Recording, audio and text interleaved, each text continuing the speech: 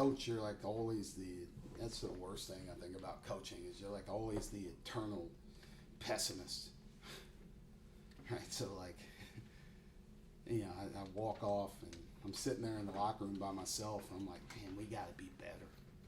Like I just, like I didn't think we played well. And like somebody hands me a box score and I'm like, well, they scored 60. They hit 6 2-pointers. One of them we scored, so they made 5 twos the entire game. They made 11 threes, but some of that is game plan specific for how we guard. And, like, every big guy turns into Porzingis when they walk in here. Thought we fouled too much, but that happens sometimes, right? It's a start. You don't want to be perfect on night one. You don't definitely do not peak on November 6th. I can tell you that right now. So we have a lot to work on. We have a lot of film that we can watch, and we can get better from this, and we will. You say you want to be better. I know the turnovers were an issue early, but I think you went something like 18, 19 minutes without one after.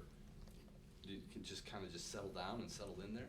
Yeah, I think that was some of it. Like, these guys have been ready to play for so long, and that's a hard part about the first game in the season, right? Like, from last Wednesday to this Wednesday felt like 3 weeks, and they were itching to play. Like, they were pretty good yesterday in practice against each other.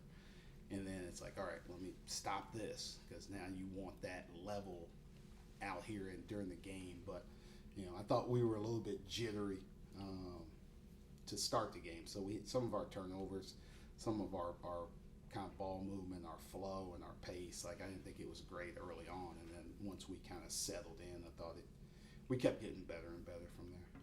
They talk about the backcourt, the best backcourts in the ACC. It's Duke and Carolina and Wade. Shouldn't they start talking about your 3 guys? No, it's cool. It's what? It's cool. They talk about everybody else, right? We're just gonna hang out here in the shadows and Coach, can you talk don't about nobody how Matt notice fits in? us. He's just, it's like I get him quit yelling at me. In the middle of possessions, right? We're doing stuff, and he's just a communicator, right? And like, he's just got a nose and a knack for making a play when you need it, and he's goes perfect from the field in the free throw line, gets you 10 points, 3 rebounds, 2 assists in 24 minutes. Like, just tough, solid, efficient leader, and for a 5th year guard, that's what you want, right? Unless you're getting, I don't know who else is 50, unless you're getting homeboy from Alabama, right? But like, that's what you want, right? Like, you want tough, efficient leaders, and that's what he is. How are you evaluating Mohammed? I mean, do you have a curve maybe that you give him a little bit of leeway, or how are you feeling about how he's playing? Yeah, he was a little jittery too, right? That first game is always hard, and he's a pleaser. He wants to do so well, and he knows what's going on, right? He can process things pretty quickly on the floor, and now, like, as he starts to get more and more reps, the better he's going to get. Like, I know you guys haven't really, got a chance to see him, but like, you should see the like body transformation he's had in the last, just since the fall. Like, you can tell, like, he's starting to get into shape. He's starting to feel pretty good about himself. And now, like, he's seeing the game, and 5 points and 6 rebounds and 3 assists. I know, he'll make some of those open catch and shoots if he's ready and keep getting good ones. But I think he can build off this and keep growing. Speaking of body changes, maybe nobody's changed more than Braden. What did he do to change his body? A lot of work with Greg, right? Like, I don't know, Braden's been working with Greg since we moved to State College when he was a junior in high school. So this is year 4 of working with Greg, kind of, doing stuff with him. And they spent a lot of time just working on a lot of different things. And I think, going through the ACC for a year and seeing how physical it is, I think now he's to the point where he can deliver some of those blows on drives, right, instead of getting knocked off. And I think that's where he and Marcus are like, can do those things. They've gotten stronger. I think Braden's gotten a little bit quicker in what he's doing as well. So, that's a credit to Greg Miskinnis and our strength staff and what he's doing with these guys. And, he's making them better off the court. Micah, we saw flashes last week from Keba, but then he had foul trouble. We didn't see Nikita last week. What did you see from those two guys? Yeah, I thought Keba was I thought he was just a little anxious to start the game, right? Like, he's the same way. Like, he wants to do so well. He was just a little bit anxious. And then, like, right now, early in the year, you're playing, I want to see different combinations. I want to see different people. I want to see stuff. So sometimes it's hard to get into a rhythm, right? Like, he played the first 4 minutes, and then Nikita sub, and then Burke sub, and Kevin's out like 8 straight, right? And it's hard to, like, we're not playing consistent. It's hard to have consistent production. But I thought in the second half, I thought he really settled down with what he was doing, and a couple of jump hooks, a couple, offensive. I thought he did a good job pursuing the ball and offensive rebounds, like catching some of those dump off passes from guys. So, if he can keep doing that, like that's, he's going to help us. Nikita's, still got to grasp everything that we're doing, but he's got a knack for just. He doesn't always get the offensive rebound, but he ends up like tipping it and then getting it, right? Like he's got just a way about him of positioning, of like pushing guys under the rim and then kind of pursuing it in that way. So I think you'll keep seeing more from him too. He's a pretty good passer. He didn't have any assists, but like when we're playing the right way, guys are cutting off of him and he's hitting them at the rim for layups. I think you'll see more of that as we start to go. But they got 16 rebounds between them and 7 offensive. So we always talk about winning the possession game, and like when you get some 5s going and getting your offensive rebounds, that's really helpful. When you have 6 different guys hitting 3-point shots, how much more difficult does that make you guys to defend? Is this something you saw like all preseason with the 3-point shooting? Yeah, I mean we've shot it well, right? Like but we're also those threes, the shot profile is a little bit different. Right, they're shooting different threes. They're shooting catch and shoot threes instead of tougher shots. I thought we had to take tough shots last year.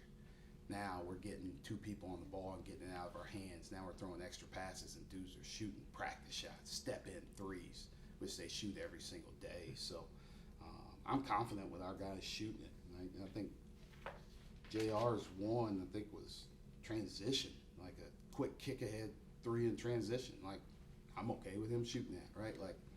He's worked on it. I seen him make those shots. Like, if we're getting open looks, we're gonna take them. We're gonna take them, and that should be a strength of our team.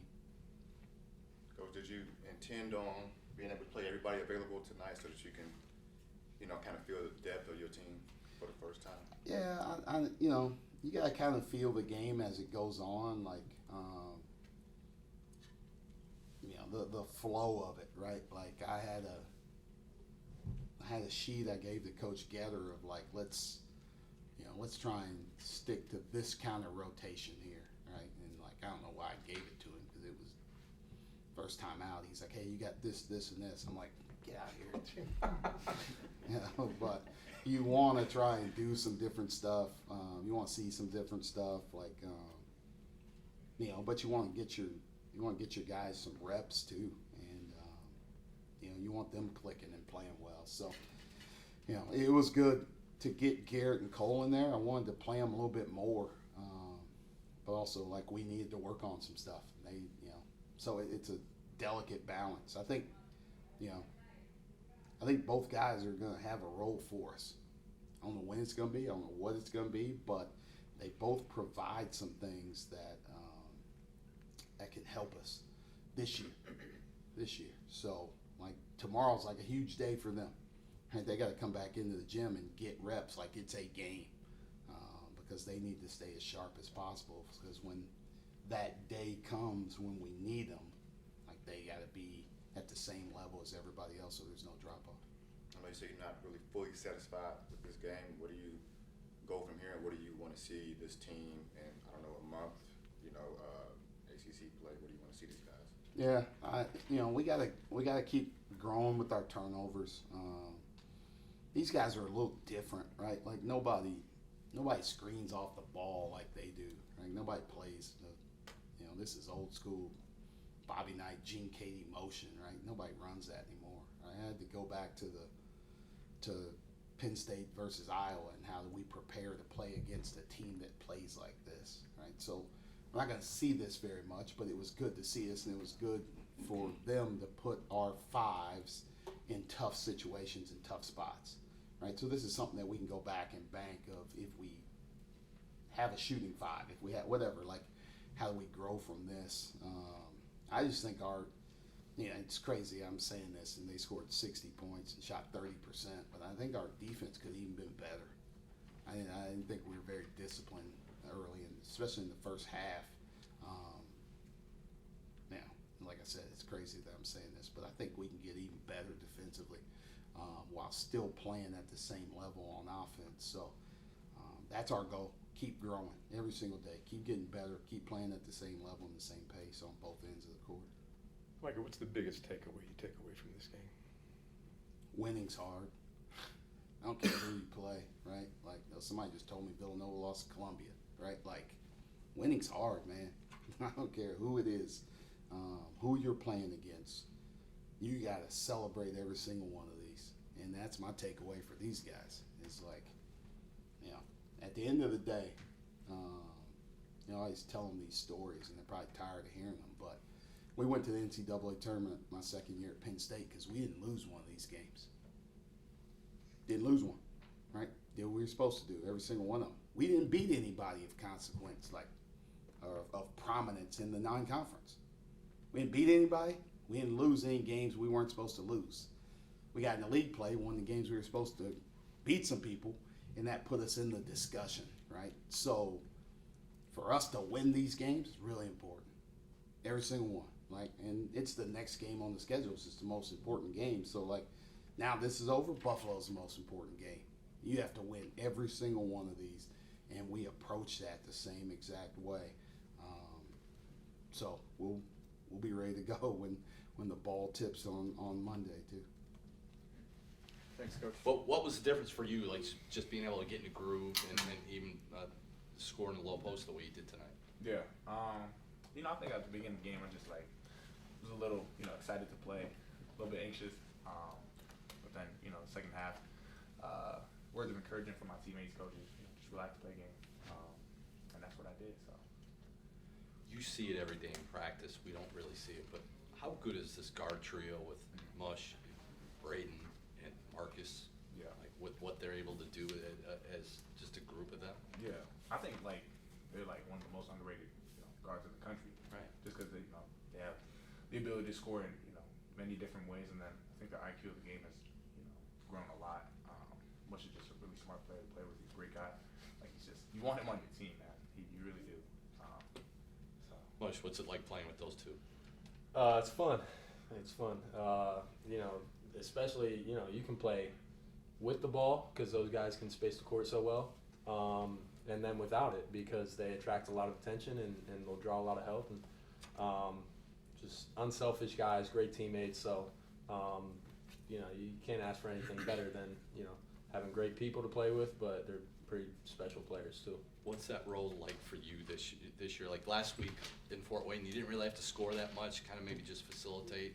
Tonight, maybe look to score a little bit more. Like you can go game to game and just see what the game needs from you, right? Yeah, I think just never trying to miss opportunity to make the right play. So if it just so happens that I take X amount of shots or Marcus or Braden, ultimately it doesn't matter if we have more points than the other team at the end of the game. But yeah, just playing in the flow, making the right play, and I think those guys have the same attitude as well. Keba, you grabbed 10 boards tonight. Like, how are you able to kind of be a little more aggressive on the glass than we might have seen you last year?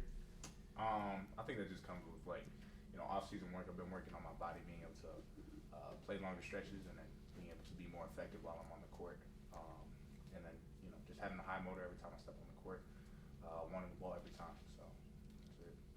Much kind of building off Tom's question, like the starting lineup of you and four returners kind of being out on the court, publicly for the first time. Like, what was it like, kind of getting a chance to show what you guys can do? Yeah, I think the first game is always, regardless of who you play against or anything like that, it's always choppy. Everyone's excited to play, maybe a little too excited, a little jumpy. But once we got in the flow of things, I think we started to settle down on both ends, and at times executed pretty well. And when we did, we got great shots. So. Mush, what was it like playing in front of this crowd? First home game, and I guess what did you take from it? Yeah, it was great. It was great. Being in